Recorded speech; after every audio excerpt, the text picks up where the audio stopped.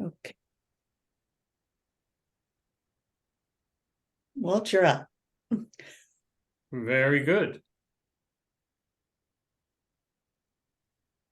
And thank you. It's 1 o'clock, so we'll get started.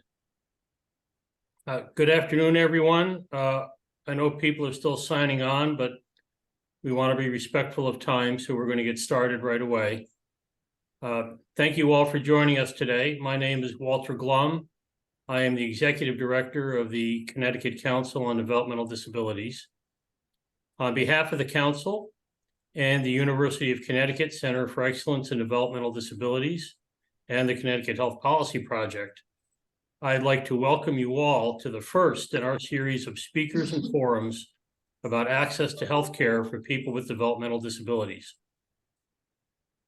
The Connecticut Council on Developmental Disabilities works to improve Connecticut's system of community-based services and supports that enable individuals with developmental disabilities to live in the home and community of their choice. This includes access to healthcare. The Federal Americans with Disabilities Act requires that healthcare entities provide full and equal access for people with disabilities. And this month, the United States Department of Health and Human Services issued a new proposed rule to strengthen prohibitions against discrimination in healthcare on the basis of disability. Developmental disabilities are lifelong impairments that result in substantial functional limitations in 3 or more areas of major life activity and require lifelong services and supports. Developmental disabilities may include intellectual disabilities, severe behaviors, autism, anxiety, schizophrenia, physical impairments, visual impairments, or hearing impairments. In 2021, the Council received a grant from the Federal Center for Disease Control to improve access to the COVID-19 vaccine by people who live with developmental disabilities in Connecticut. Our primary concern was individuals with intellectual disabilities, severe behaviors, autism, and psychiatric disabilities. Through that work, we learned that many individuals had been denied necessary accommodations for vaccination at major healthcare providers. We would ask these individuals, how do you normally get your vaccines? And for many, the answer was, we don't. Thus, we began to learn that many people with developmental disabilities are not receiving essential primary care.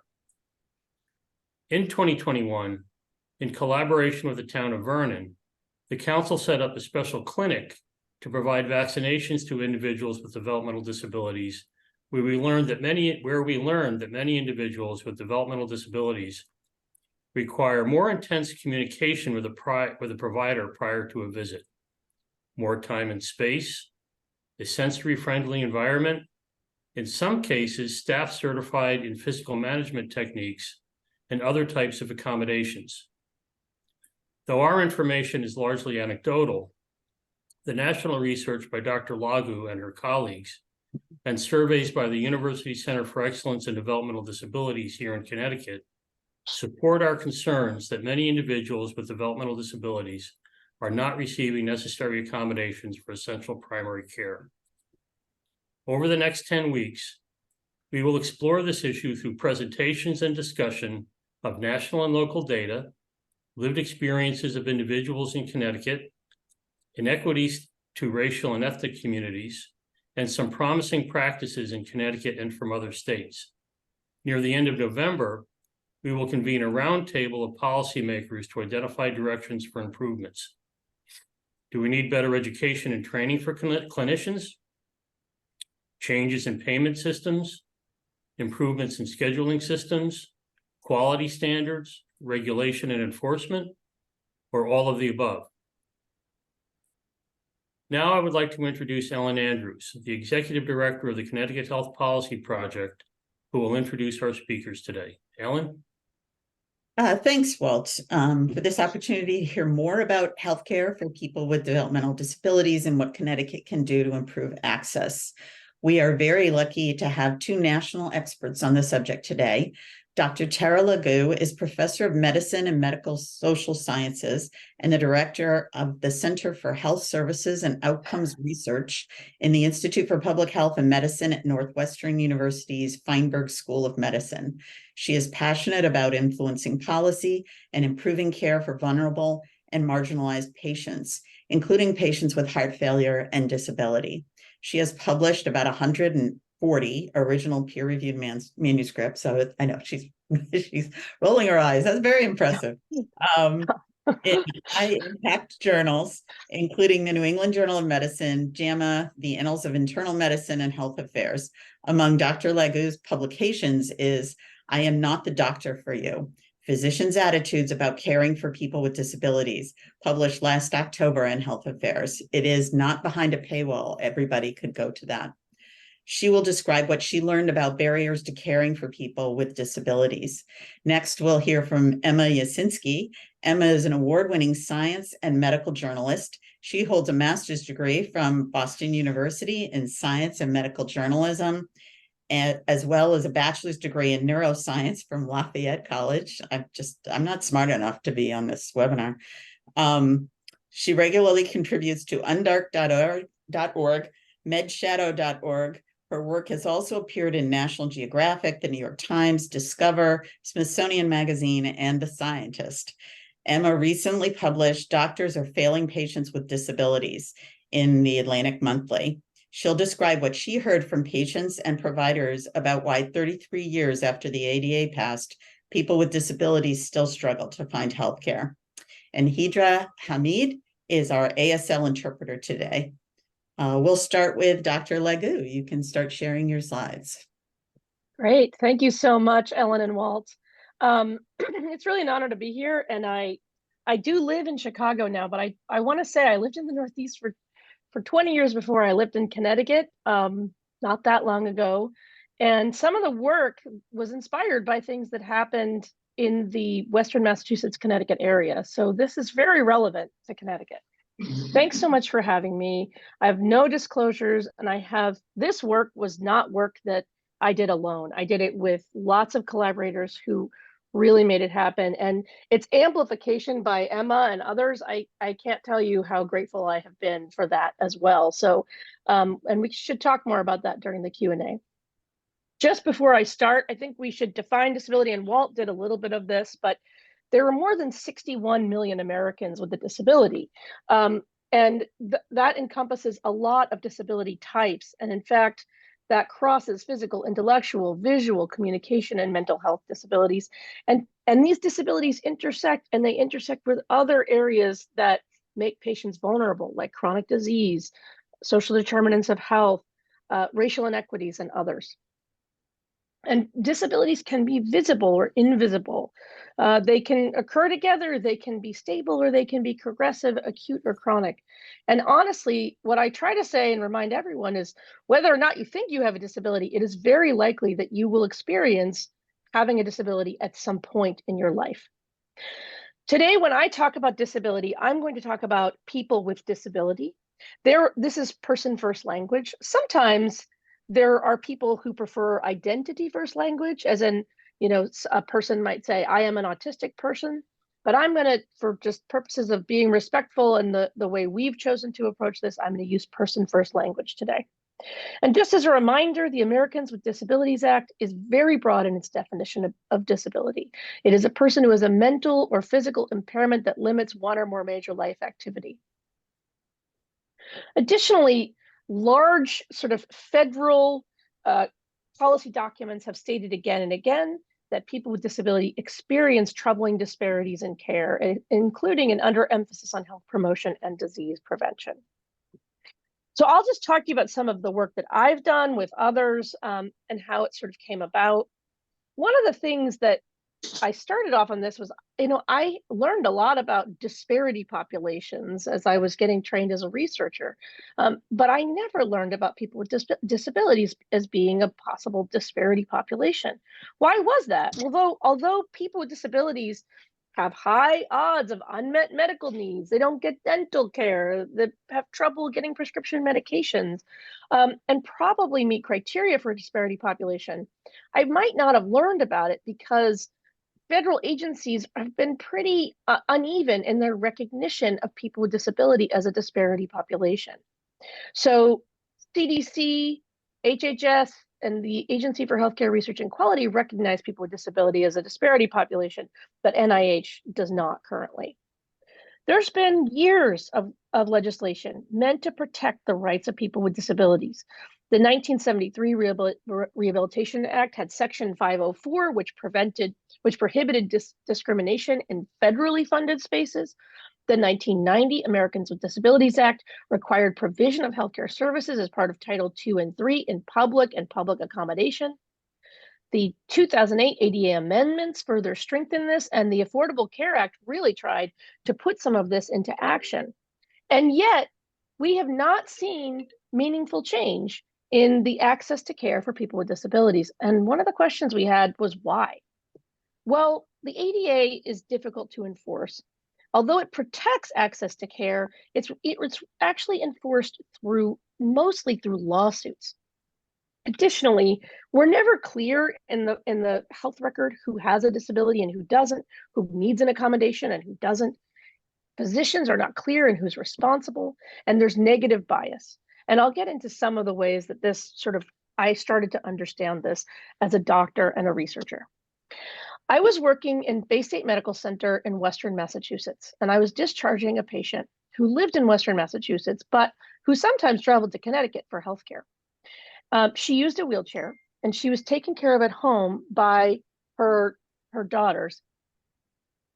And when I was discharging her, I was just so impressed with what great care the daughters took care of her. They took notes on everything we talked about. They were so attentive. And yet they had not taken her to see a subspecialist that she needed to see. I asked them about it, and they said, well, we haven't been able to get an appointment with that kind of doctor because she uses a wheelchair.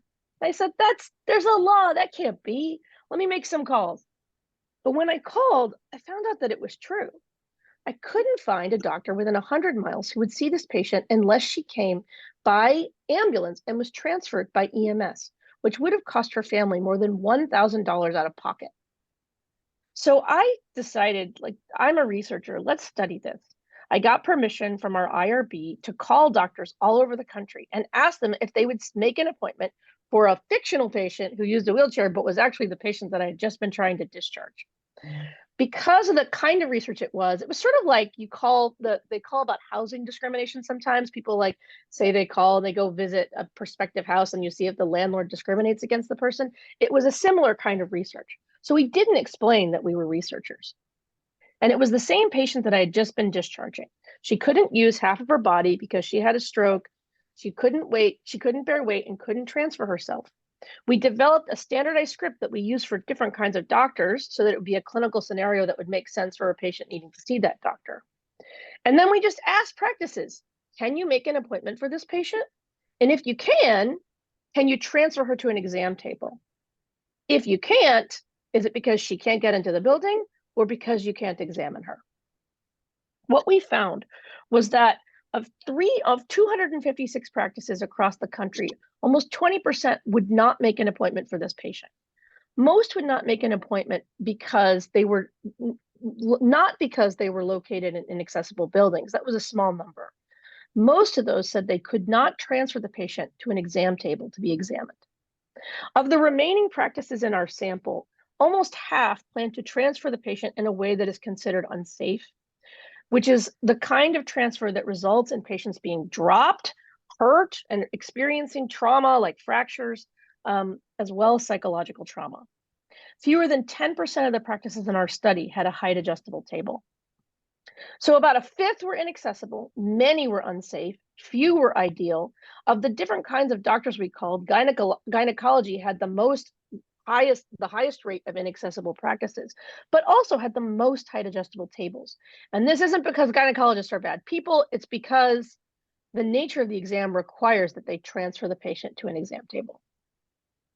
So we published this paper and I started going around the country saying, the problem is Only 10% of these practices had height adjustable tables.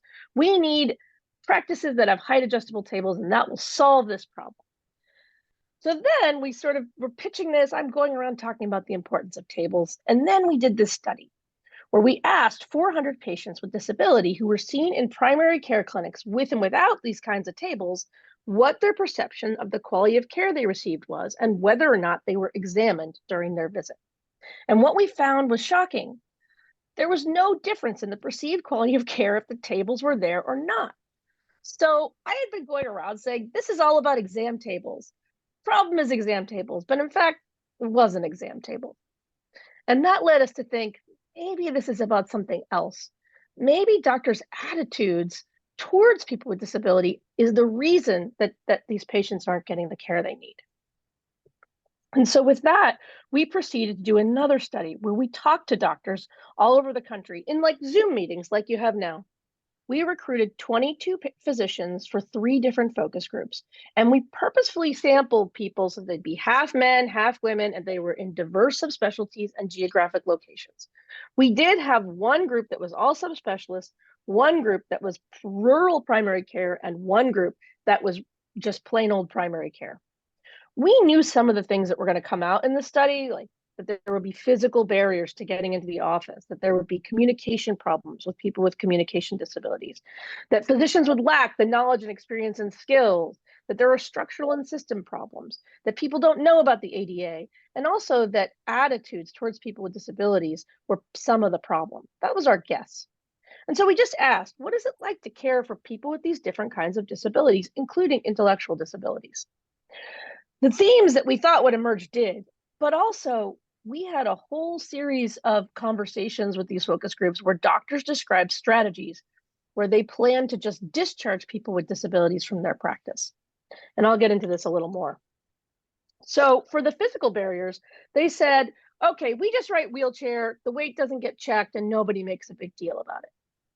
In terms of communication barriers, instead of talking to people who have hearing disabilities via a sign language interpreter or via communication aids, they said things like, most of my patients have hearing aids that aren't working, so I just use paper and pen. About knowledge, physicians said things like, I don't even know how to care for people with disabilities. I'm not qualified. For structures and systems, there was a lot of frustration with the way the healthcare system is designed and the fact that physicians are expected to see patients at a 15-minute clip. To see a patient with a disability in those timeframes is unreasonable and unacceptable.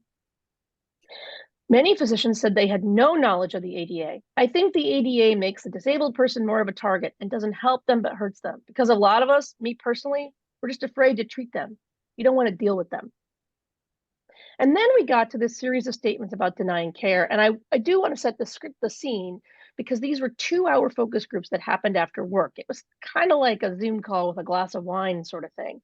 Our moderator is a person who used a wheelchair, but you couldn't tell because like me today, you only saw shoulders up.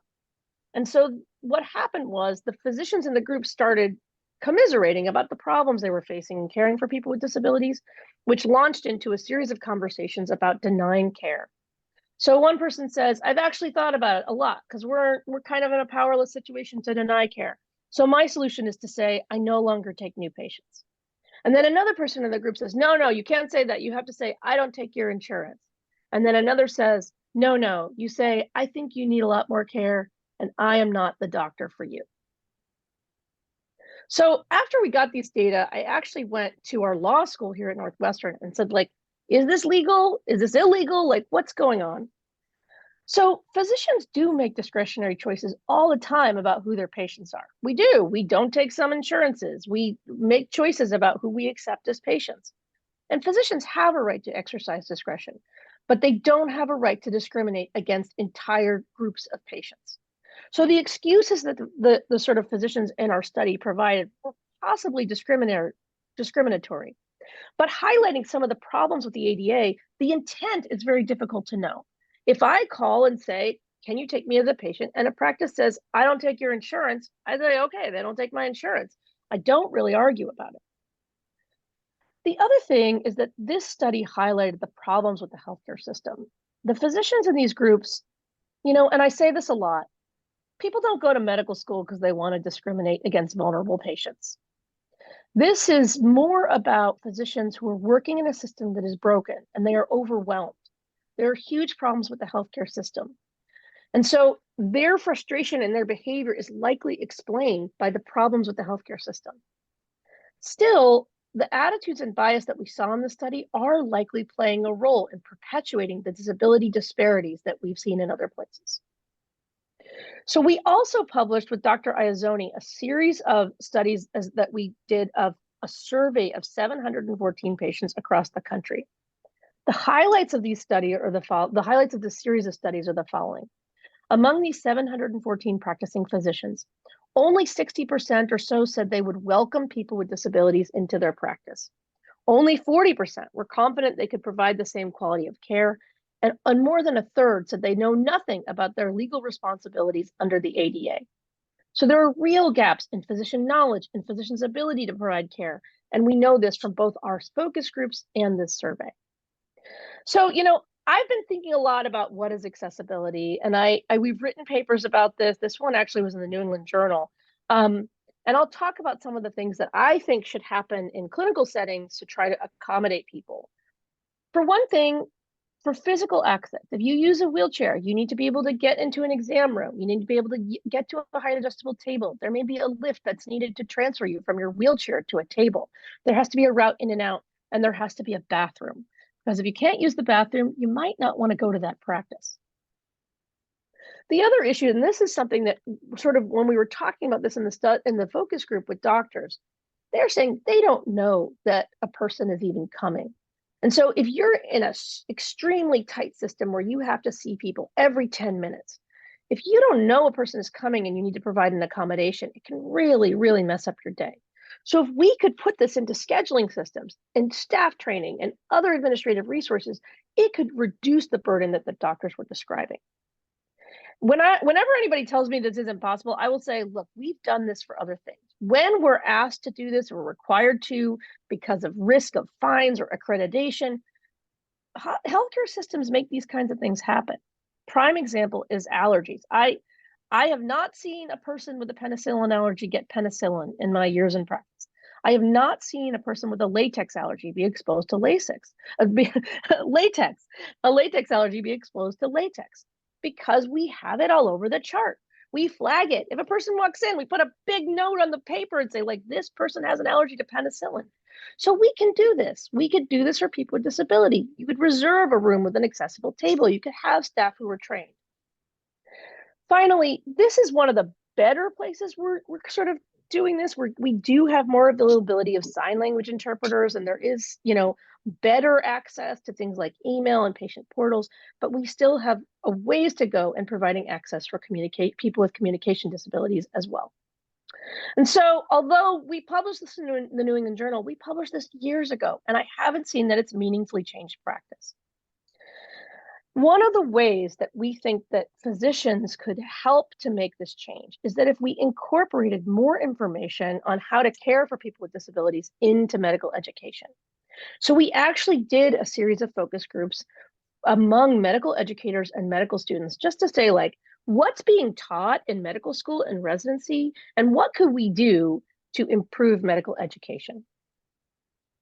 Here's some of the comments that we got from that. The first is that people learn the medical model of disability, which means that in med school, you're taught very clearly that disability is not an identity or a way of life, but in fact, it is a problem to be solved. This is really a problem because people with disability live meaningful, valuable lives. And the fact that we're taught that disability is only a negative outcome is a major problem. Medical schools are part of the problem because we are complicit with the system of ableism and we perpetuate the belief that disability is only pathology. This is a faculty participant. Often when I start a conversation with medical faculty curriculum committee, they say, we teach disability. We tell students how to diagnose and screen for and how to refer. And then they say, this is not a priority for us. The other issue is that there's a lot of what's called a hidden curriculum that transmits negative bias, the kind of ableist attitudes that's sort of pervasive throughout society to medical students. If faculty aren't on board with like, what is ableism? How do we use a social model of disability where we acknowledge that disability is an identity, a meaningful way of living. And it is the world around us that disables people, not disability itself that is the problem. Faculty have to be on board because ultimately the people we're looking up to is where we obtain many of our skills subconsciously. Going through the preclinical curriculum, I felt like disability was the forgotten minority. And I have to say, I felt that way too. The last thing is, what can we do today? One thing we can do today is we can all learn disability etiquette. And there are materials kind of across the internet. This is one from United Spinal. But I said one of the things early on, using person-first language, learning how to speak to people with disability, acknowledging that disability is an identity and a way of life, not making assumptions about accommodations, but asking, saying that there are visible and invisible disabilities, allowing trained service animals in your practice. These are just a few of the things that we could do. Etiquette is key, and it's free. And as I said, there are resources online. United Spinal is one of them. The ADA National Network is another. There's also guidance for different kinds of accommodations for specialized services, things like radiologic exams and safe transfer techniques that we all need to learn and should be taught in both medical school and residency. I'm going to leave you with this. I think the key is there's a quote in the disability community, nothing about us without us. And I think it is our responsibility as policymakers, as medical providers, as people who are thinking about the future of providing healthcare for people with disability. We need to include the community, and we need to ask, what can we do differently and better? Because I think this is a population that has been underserved for far too long. And I really hope that we can work together to make healthcare a better experience for this group of people. Thank you very much, Dr. Lego. That was really helpful. I didn't say it in the beginning, and I should have. If you have questions, and I'm hoping I have lots of questions, you can use Q&A for the questions, and upvoting is active, so you can promote somebody else's to the top of the list. And a link, I know I'm going to get this question, a link to the recording, slides, and resources will be sent after the webinar. So next we'll hear from Emma. And Emma, you can share your slides. Okay.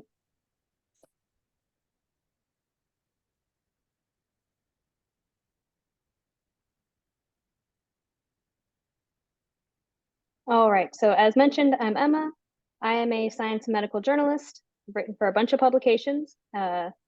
So, depending on what it's about, I could write for New York Times, National Geographic, Undark, The Atlantic, etc. So I came to this disabilities in healthcare question, honestly, from a press release. I get hundreds of these all of the time in my email. I read 2 sentences and move on. And I saw this one about Dr. Legu's work last year. And I thought everybody is going to be writing about this. This is such a big deal. And so as a freelancer, I kind of have to fight for the story, right? The main editor is not going to assign it to me. So I called Kristen Samuelson, the media contact, and begged her to get me Dr. Legu on the line right away, and she did. But I was shocked when I started pitching this to editors. By the time it was published, I think maybe there was one other article about it out there. People really didn't pay attention to this. So this is where the article initially came out. It was in undark.org. For many disabled patients, the doctor is often not in. Most of the article did go over Dr. Legu's work, which she just described. So I'll just give a little bit of the other context that I found in researching these issues. So, as mentioned, the ADA was initially passed in 1990, but there's some studies that show it did not include, any specific medical equipment requirements. So less than 20% of doctors' offices have adjustable exam tables. Just over 10% had wheelchair accessible scales. And this isn't exactly new, right? So, there have been other articles about how doctors' biases towards patients with conditions like obesity, intellectual disabilities, and substance use disorders have caused serious harm. For example, there was a big story in Stat, I did not write that one, in 2016, about a woman with obesity who was complaining of breathing problems. And it took, I think, over a year for her to get diagnosed with lung cancer because the doctor just kept telling her to lose weight. They couldn't see past the obesity. There's also been a number of lawsuits. The Justice Department has sued skilled nursing facilities for violating the ADA because they refuse to treat patients with substance use disorders who need medication to help them manage sobriety. That's a topic that's becoming more and more noticed as of late. So as mentioned, the article came out in Undark, but after that, it started to pick up a little bit of steam. It came out republished in The Atlantic. That's where, the organizers of today's webinar first saw it. After that, I was invited to talk on Apple News Today about the work. And on social media, people kept commenting on it and sharing their own stories and saying, this is me, this is what's happening to my family. My doctors all think someone else is running all the tests that I need. They're surprised when I haven't seen the doctors I'm supposed to see. As a disabled person, this is 100% accurate. I have a good GP, but the specialists won't take my insurance. Multiple people in my life are struggling with this. And then I wanted to talk a little bit about some of the work I had done actually before this article about really more niche issues. So for example, we touched a little bit on the issue of substance use disorders. So access is often discussed when we're talking about substance use disorders. Getting into treatment programs is a challenge for a lot of people. Knowing that they have the option to is also a challenge for a lot of people. But even when they do, when people go to their doctors and they ask for help with alcohol use disorders, the doctors will say, I don't prescribe those drugs. You'll have to go to a treatment facility, or, you'll have to see a different doctor if you want something like that. Or, for example, doctors themselves, they'll go to a treatment program for an opioid use disorder, and maybe they'll even be prescribed something like Suboxone or methadone to help them stay sober. But then when they want to go back to being a doctor or nurse, they won't be allowed to because they're on that medication. There's also fetal alcohol spectrum disorders, which is a developmental disorder. It's way more prevalent than many of us realize. It affects 1 to 5% of the population. It's not just fetal alcohol syndrome you may be familiar with, which comes with distinctive facial features and typically serious deficits in attention and processing. But there's a lot, it's a whole spectrum, and you don't always have to have those characteristics to have fetal alcohol spectrum disorders. You can have all kinds of symptoms that are similar to ADHD, for example, short-term memory problems. So it's often working memory. So one of the examples that I heard was, a teenager would go into a convenience store to buy a soda. They would take the soda, bring it to the counter. They would put the soda on the counter, hand the person their money, and then they'd take their change and they'd walk out without the soda because they had trouble keeping both the soda and the change in their mind at the same time, knowing that they had to take care of both of those things. They're often not diagnosed because there's not a lot of specialists out there. But even when they are, they tend to not get really simple interventions that we know can help. Things like choline supplements and specialized math curriculums that can break it down in ways that can make them be able to learn. We actually had an FASD Center for Excellence, which was a nationwide organization that helped disseminate best practices and make it easier for people to access care, but it actually lost funding in 2016. So on the state level now, California recently passed a bill that adds FASD as a diagnosis to qualify for special education support. But in most places, access is fractured at best. For example, in New York, if most people with FASD don't qualify for any kind of disability services like therapy, career counseling, respite for caregivers, unless they have a separate intellectual disability diagnosis. As Dr. Lagu alluded to, there are a variety of solutions. One of them would be embedding disability education throughout medical school. A lot of the advocates that I spoke to for the article in Undark said that they would travel and they'd speak to students in one-off seminars, but it was not really embedded into the curriculum in an effective manner. We need to adjust payment structures to accommodate for extra time and care, standardize the diagnosis and recommendations for FASD. The FASD Respect Act is trying to do that. Have the Joint Commission require disability accommodations for hospitals accreditation, and listen to people with disabilities. Again, as Dr. Lagu mentioned, I tried to, embody this in the Undark article. Almost every person mentioned in there, from the lawyers to the researchers to the advocates, were people with disabilities. And we need to be doing that on a regular basis, not just occasionally. We could have time for questions, and when these resources are disseminated, you can see the links to the articles here on the last page and the podcast episode. You've also got my email if you ever want to reach out. I'm here. And that's it. Thank you. This has been really helpful, and I do have a ton of questions. Dr. Legou, would you mind turning your video back on, because some of them are for you. So I don't think, we do have a question. Hold on. I will do somebody else's question first. Oh, Doris Maldonado Mendez. Dr. Legou, thank you. How do you ensure patient preferred language communication access? There are many of us born with disabilities who also have limited English proficiency.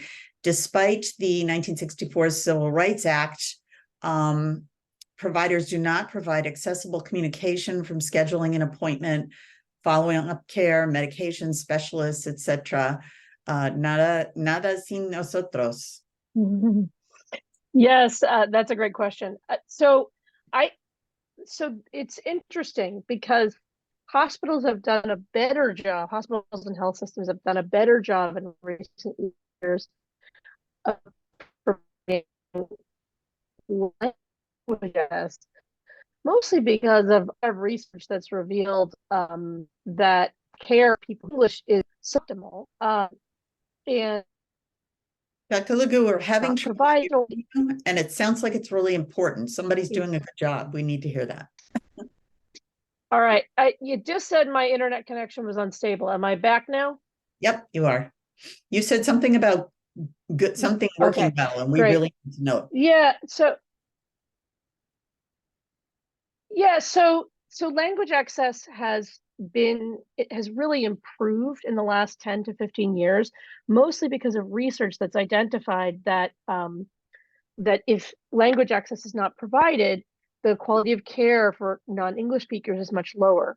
I think that, interestingly, in some cases, sign language interpretation got included in the language access piece. But you're right, providing both language access and access for people with communication disabilities probably hasn't been tackled. It's interesting. I think that is a potential area for future work, and how we could define best practices and really try to get some change, because I'm trying to even think of a health system that does this really well. And one is not coming to mind immediately. So I think this is definitely a key gap. How do we do this better? How do we provide access for people who do not speak English and have hearing or communication disabilities? So it's a great question. And if you have ideas, we'd love to hear them, because I think like the way to do this is to start by getting input from what people in this group would need and want and what would be ideal. And then from there, try to think about, are there any health systems that are doing this? And if not, like, how could we implement it? Great. Doris says she is the program lead with Family Voices National, working on a 3-year grant addressing it. So perfect. If you want to give us ideas, let us know. Yes, we need to connect the two of you afterwards, definitely. So for other questions, I guess also questions about what's working. Did the doctors that you surveyed suggest any solutions? Oh, you mean the doctors that we had in our focus group? Yeah, or any that you've talked to anywhere, or Emma, if you've spoken to anyone who you had a list of solutions as well, but did physicians have an answer for this? Well, so this is the sort of next piece of our work. Interestingly, we are actually currently writing a grant that would define best practices for health systems. And the way we're going to get to what those best practices are is we're going to do a few things. We're going to review lawsuits and safety events that have happened related to poor care that experienced by people with disabilities. We're going to go then talk to health systems that we think are doing this well. And interestingly, I don't think there's a health system in the United States that is doing all of these pieces well. But I think there are individual health systems that have done things to make a difference.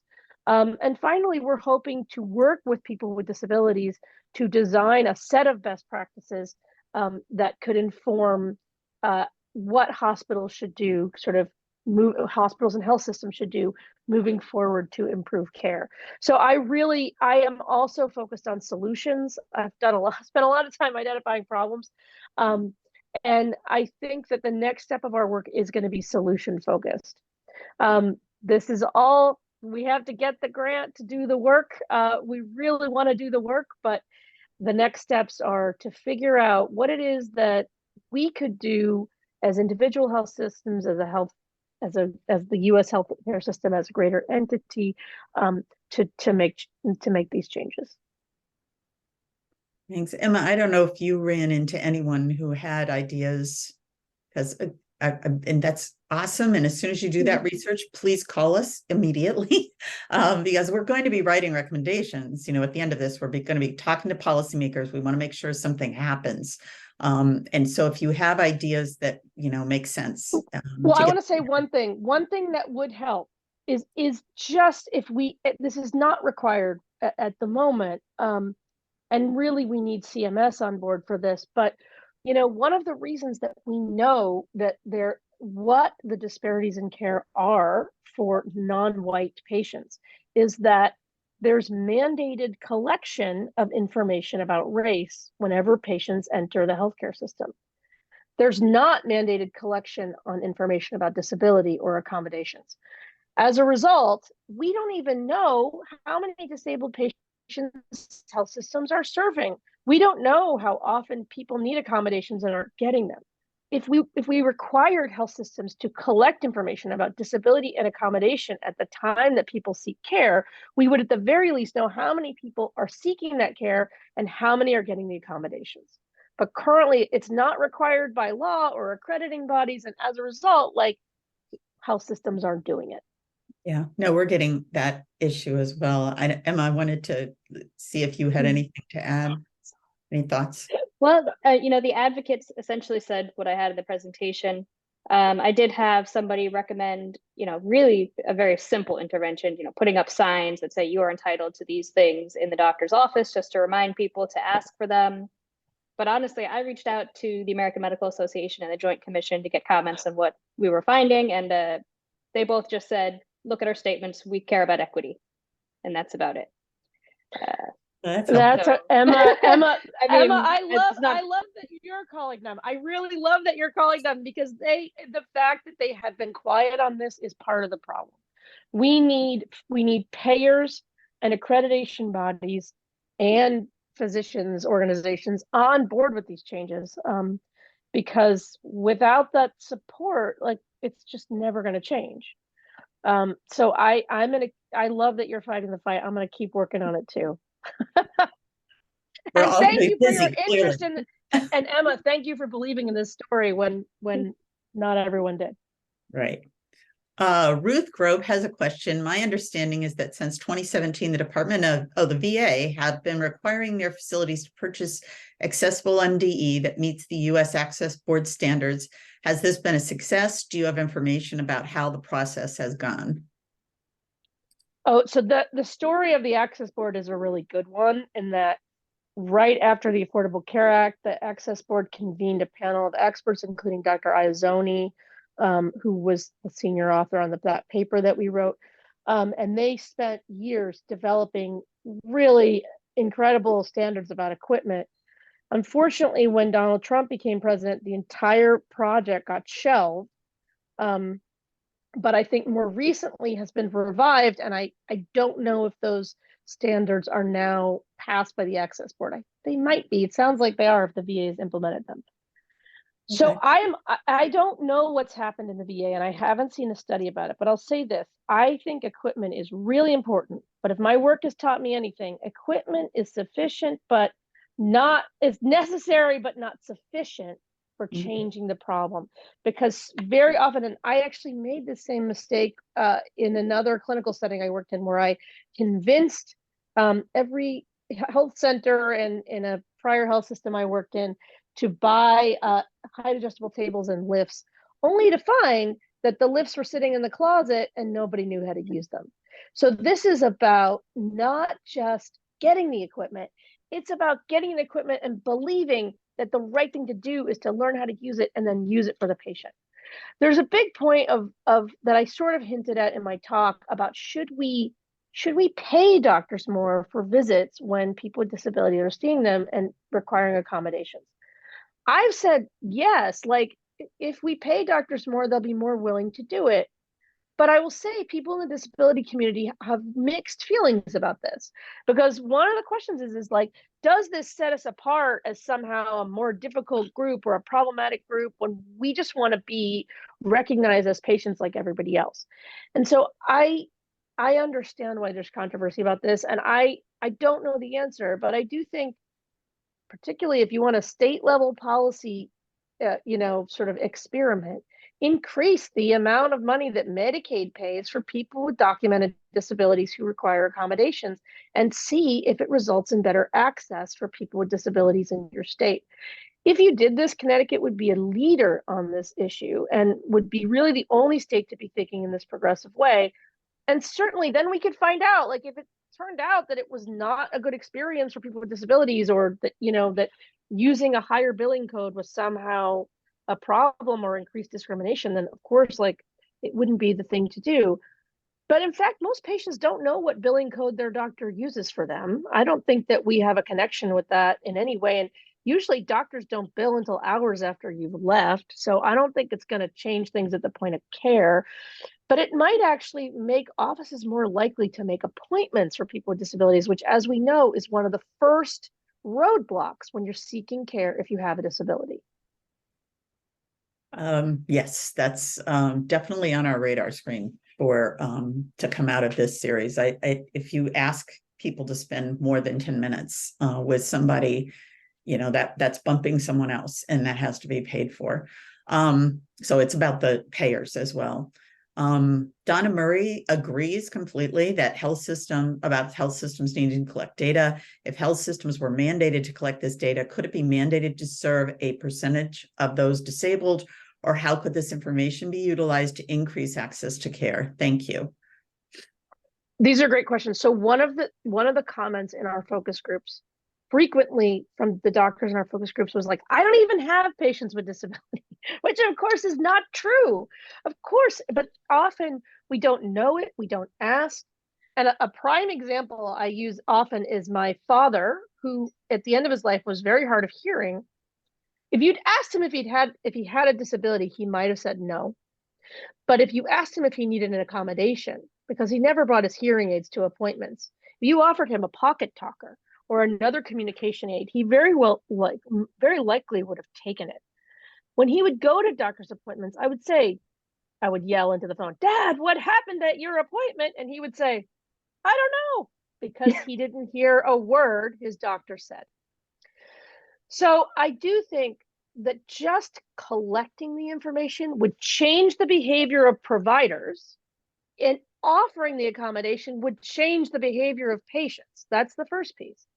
The second piece is doctors and healthcare systems would be aware that they are already serving people with disabilities. It might increase the likelihood that they chose to voluntarily collect data on disability and accommodation to see if they're actually achieving it.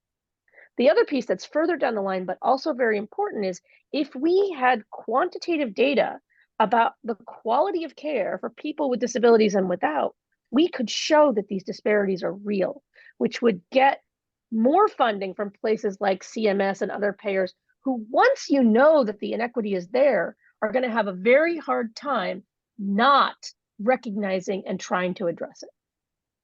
Right.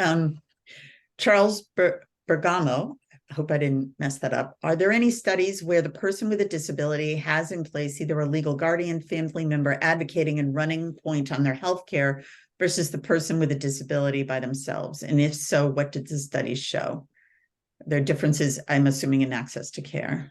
Well, it's an interesting question. Like, it's very hard to study like what the influence of an advocate or a family member is.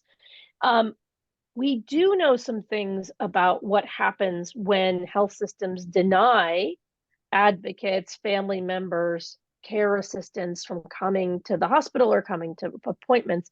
In those cases, the quality of care is worse and the experience of the care is worse for the patient.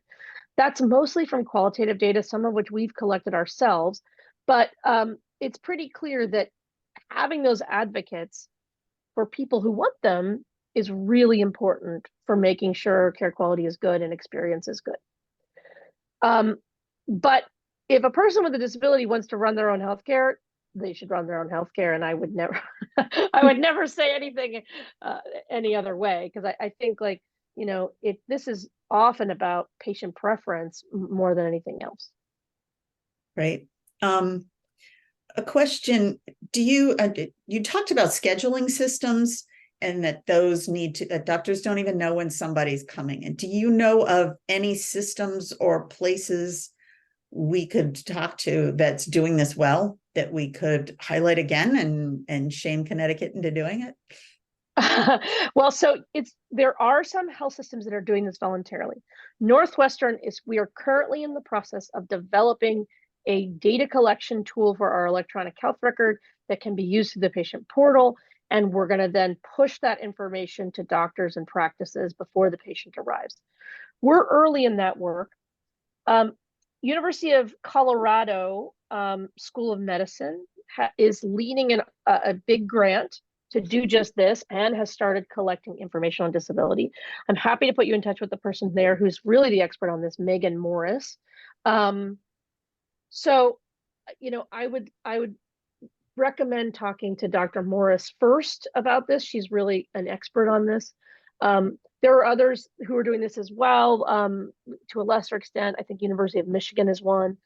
But no, like, there aren't that many systems in the country that are doing this.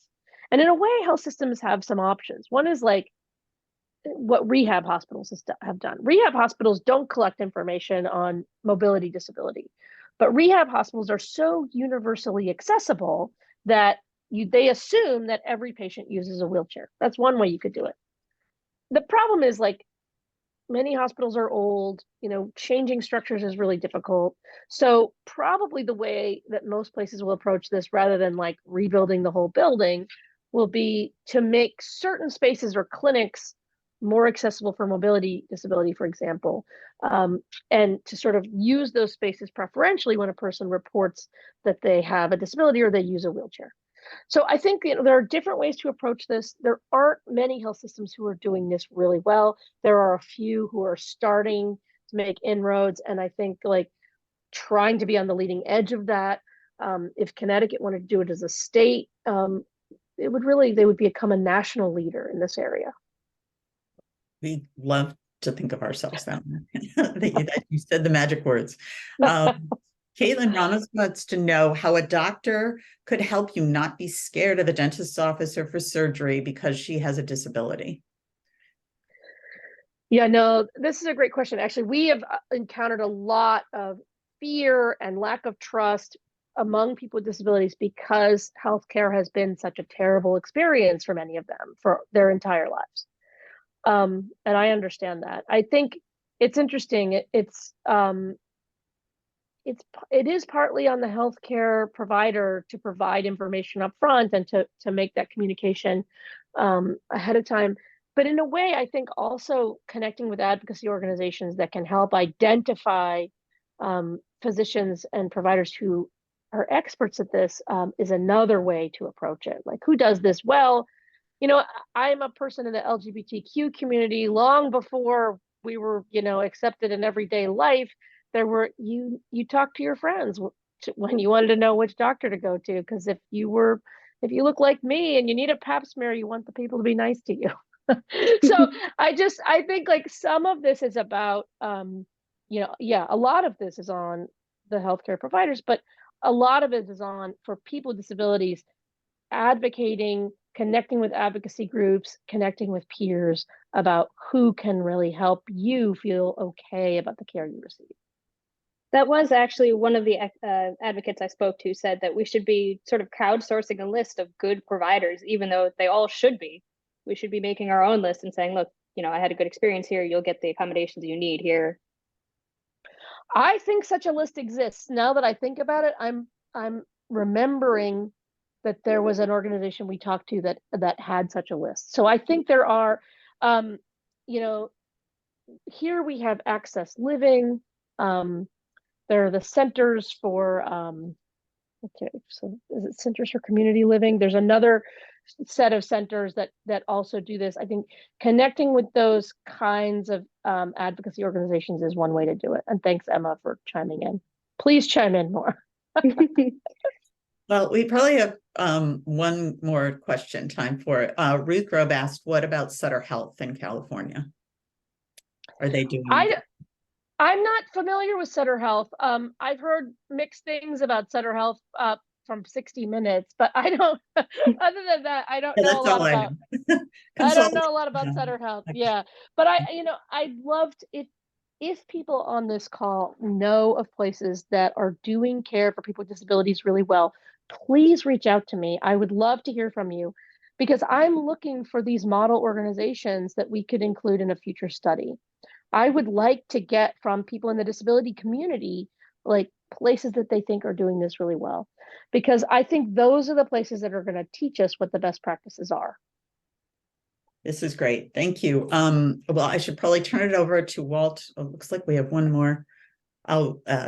Representative Jason thanked us for this discussion. So important. So somebody important is listening. So I will turn it back to Walt to tell us, and this is not the end of this conversation. So when we get information, we will make sure to send it to you, to whoever needs to see it. So thank you very much. Walt? Well, first, thank you, Representative Dathan, for chiming in, and also for the other senior members of the administration. We have at least 2 commissioners on the call. Thank you for being here. But especially I want to thank our outstanding speakers, Dr. Lagoo and Emmy Yazinski, for their insights and expanding our understanding of the challenges to accessing healthcare for people with developmental disabilities. You've been fantastic. It's been enlightening. I hope everyone has enjoyed it. I want to say that Ellen and I have been learning about training for doctors here in Connecticut. We do have some good things going on here. Also learning about billing codes and RVUs and other topics that were raised today that I expect will be coming up in the future in this series. I thank everybody for their attention and for their questions. Our time was limited, so if you have questions or thoughts that didn't get raised or your question didn't get asked, as Ellen said, this is not the end of the conversation. We're planning more panels in the future, focusing on the Connecticut context, activities in other states, diversity, equity, inclusion, promising practices, always important. Don't bring me a problem, bring me a solution. And eventually, we hope to have a policymaker roundtable where we actually develop a plan for some meaningful change. So anyone who is on this call will be receiving more information by email, and you can check for updates on our website. In the meantime, if you have content or solutions to share, please feel free to contact me directly. Again, I'm Walter Glum at the Connecticut Council on Developmental Disabilities. My email is walter.glomb@ct.gov. And with that, thank you, everyone. And I hope to see you all on our future calls.